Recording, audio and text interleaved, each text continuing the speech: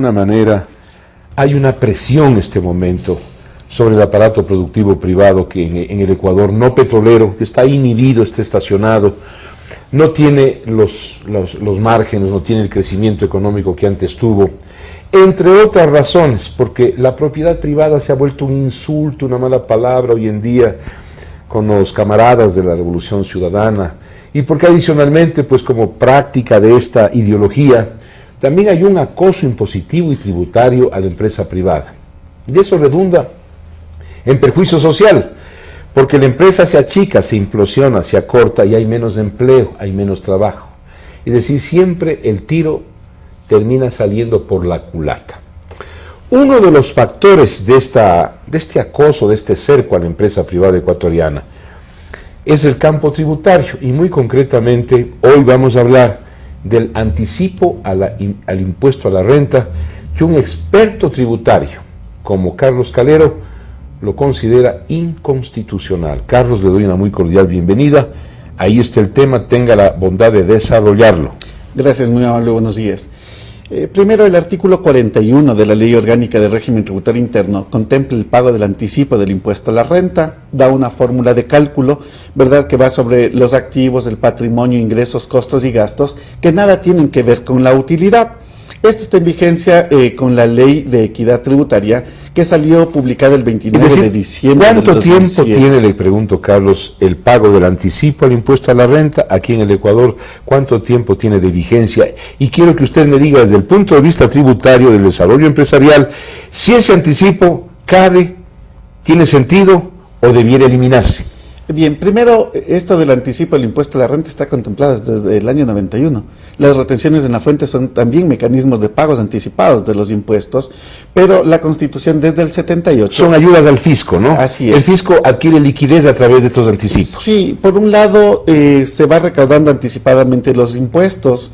En el tema de las retenciones en la fuente, nosotros, personalmente yo siempre he compartido el tema de las retenciones en la fuente, porque eso nos sirve a los contribuyentes para ir ahorrando el dinero, porque en el país no hay la cultura tributaria de ahorrar dinero para al final del año pagar los impuestos. El problema está en que si usted debe pagar de impuesto 1.000 y le han retenido 1.500, se queda con un saldo a favor de 500.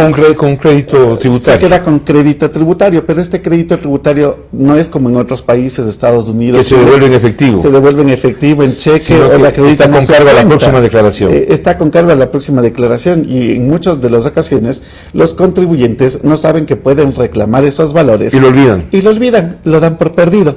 Y por otra parte, a veces saben que pueden recuperarlo, pero el temor a una fiscalización, a represalias por parte de la administración tributaria, hace que los contribuyentes dejen de reclamar.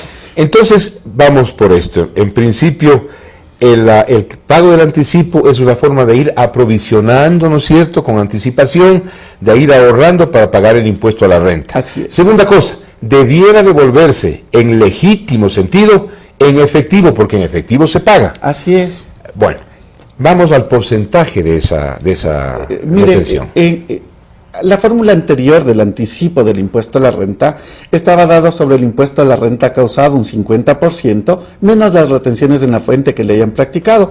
Desde ahí había una razonabilidad, porque si usted ganaba, provisionaba lo que iba a pagar en el próximo año, y si es que el efecto era controlar a quienes evaden impuestos, a los que están reteniéndoles ya no tenían la posibilidad de evadir, y por eso siempre se ha restado las retenciones en la fuente. Con los últimos cambios que han habido, primero, el valor que usted paga ya no es objeto de devolución, y las retenciones que usted resta paga como una tercera cuota. Es decir, si me queda debiendo el fisco por lo que conocemos como pago indebido, ¿nunca me devuelven? En el tema del anticipo no, la ley prevé que ya no es objeto de devolución. Pero perdóneme que le diga, no es que yo desconozca, estoy al tanto de esto, pero ese es un atropello, pues. Bueno, yo incluso dije en alguna entrevista, les decía, el SRI se declaró un lagarto, ¿sí? Quiere tragar y no va a vomitar. Las expresiones pueden ser fuertes, pueden ser duras, pero eso fue tomado de un curso, de un participante de los seminarios míos, que él dijo, es que el Estado se convierte en lagartero, queriendo cobrarme el anticipo sin querérmelo devolver.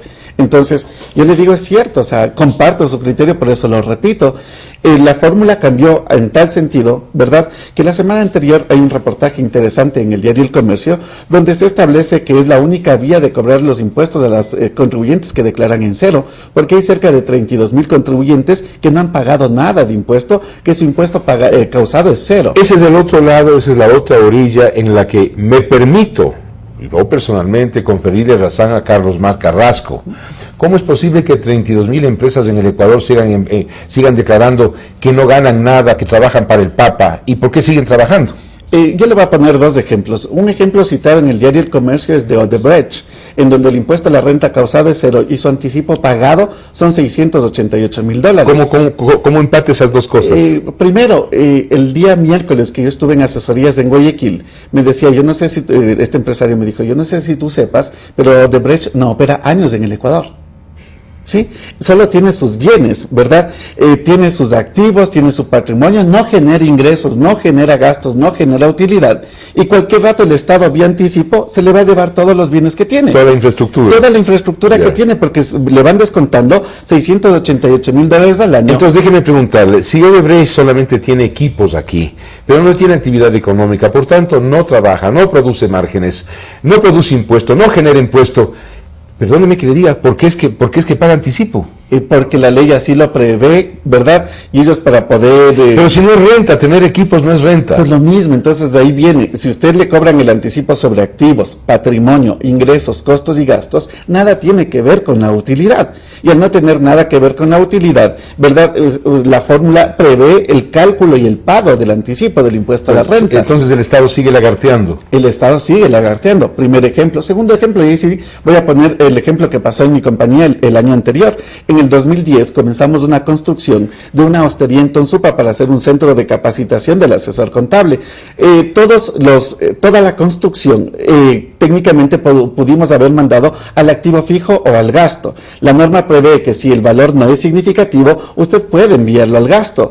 Como la norma no es clara y no da un monto, nosotros consideramos que el valor no es significativo y toda la construcción le enviamos al gasto. Al gasto y no al activo fijo. Y no al activo fijo. Yo ya no voy a tener gastos por depreciación, pero sí tuve el gasto del 100% en el año de la construcción.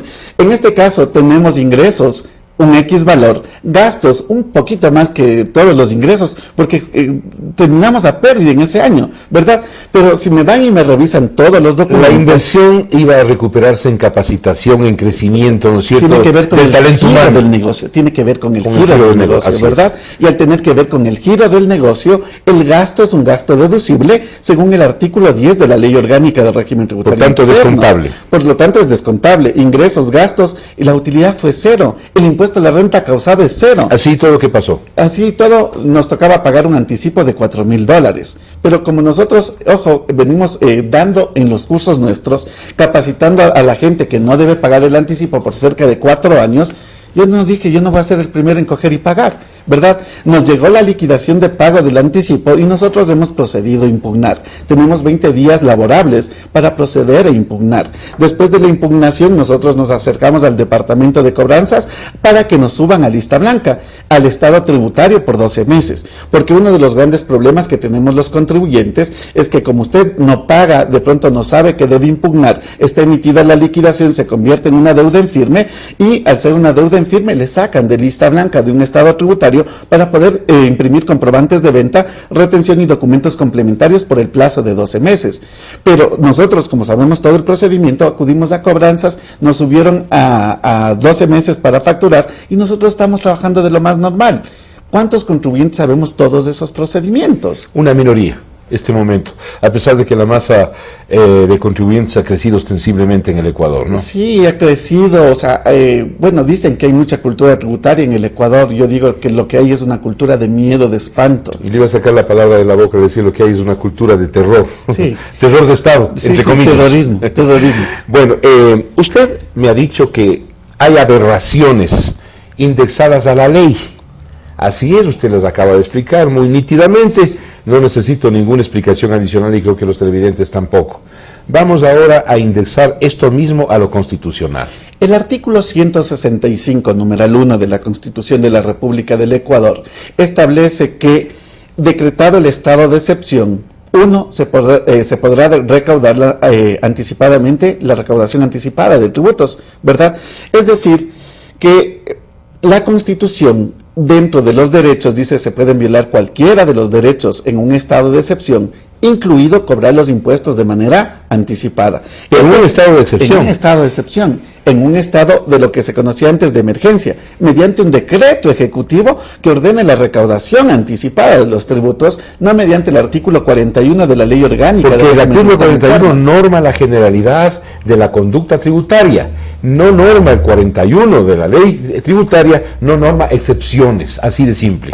Sencillo, ¿verdad? Entonces, en el artículo 165 de la Constitución nos da el procedimiento, declare un estado de excepción, declare un estado de emergencia, de un decreto ejecutivo y ordena la recaudación anticipada de tributos. Por un tiempo perentorio y pasajero. No puede pasar más allá de 60 días los estados de excepción. Entonces, ¿qué es lo que hacen estos estados de excepción? ¿Verdad? Proteger también los derechos de los ciudadanos y en este caso los derechos de los contribuyentes. Si a usted declaran un estado de excepción, no hay libertad de correspondencia, no hay libertad de asociación, no hay libertad de reunión. Todo se limita. Todo se limita y se pueden cobrar los impuestos de manera anticipada. La semana anterior tuvimos un debate con el Servicio de Rentas Internas, en donde el funcionario del SRI y el asesor jurídico del Servicio de Rentas Internas manifiesta que no es un cobro anticipado de los impuestos, sino un anticipo del impuesto a la renta. Cuando todo el mundo se quedó frío, ¿verdad? Le dijo, a ver, denos la diferencia entre cobro anticipado y anticipo del impuesto a la renta. Claro. El funcionario dijo, mire, cuando nosotros quisiéramos cobrar el anticipo, la matriculación vehicular del año 2013, ahora en el 2012, eso es cobrar anticipadamente los impuestos. Es como decir que es distinto, qué cara dura, que decir que dura la cara.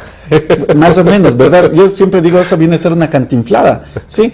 Entonces, cuando me tocó exponer a mí, le digo, a ver, primero el periodo fiscal va del 1 de enero al 31 de diciembre. Si es del año 2012, 1 de enero al 31 de diciembre del año 2012.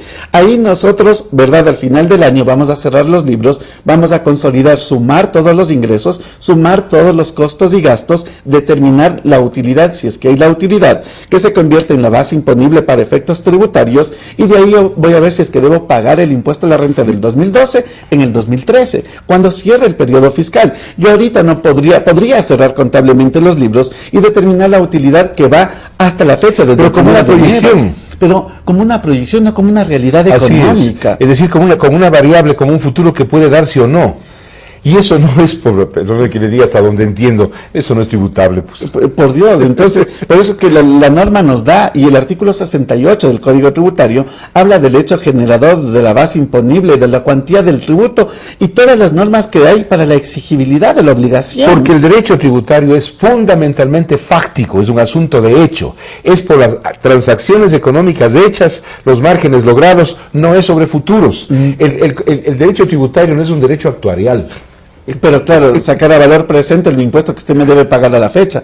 Y si yo le planifico bien el resto del año y haga la construcción como la que hicimos en Tonsupa para hacer el centro de capacitación y se queda sin utilidades, yo no es que estoy evadiendo impuestos. Carlos, usted diría, para consolidar un poquito, sintetizar toda su queja, su demanda, que no solamente el derecho, no solamente la lógica jurídica, sino que la lógica general está siendo forzada y está siendo falsificada en materia tributaria en el Ecuador en estos días. Mire, yo el día miércoles, después del debate con el Servicio de Rentas Internas, he recibido muchas llamadas, muchos mensajes, muchos correos, en donde la gente dice que primero por fin alguien tomó la batuta en hacer frente a los abusos de la administración. Eso me han dicho, Carlos, y por eso lo invité.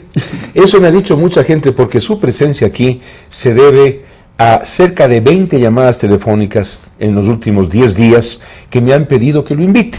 Así que esto no viene de iniciativa propia, sino de iniciativa de los televidentes y de los radioescuchas, le quiero contar. Gracias, muy amable. Nosotros lo que hacemos con esta demanda, primero hay que aclarar algo, nuestra demanda no es la primera. Había ya 3 demandas de inconstitucionalidad sobre el anticipo que se habían puesto. Yo cuando me dicen por qué usted la demanda de inconstitucionalidad no la puso antes, siempre aclaro que el artículo 425 de la Constitución de la República del Ecuador no obliga a pedir la inconstitucionalidad del tema para aplicar la norma jerárquicamente superior. Esta Constitución garantista de derechos, que así lo establece la Constitución, ¿verdad?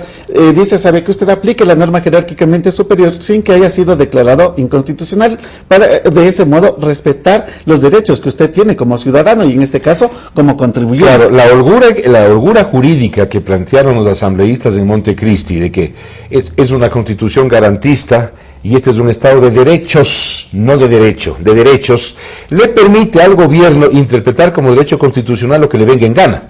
Pero claro, en este caso le sale el tiro por la culata. Así es, y lo otro, ¿verdad? El tema del diario El Universo fue tan bonito para la ciudadanía que el otro día que dábamos un curso y es cuando nos decidimos a pelear jurídicamente el tema, porque honestamente a mí me daba mucho temor, ¿cierto? Que las cortes, la Corte Constitucional, las Cortes de Justicia, incluso hay unas declaraciones del economista Carlos Mar Carrasco, en donde él manifiesta, ¿verdad?, que ahora ya tienen cerrado el círculo, porque ya las cortes están en sus manos, en las manos del gobierno. Increíble pero cierto, ¿no? Increíble pero cierto. Y la semana anterior, leyendo el diario El Comercio, me explicaba tal vez la actitud de él. Dicen que es el próximo candidato a vicepresidente de la República.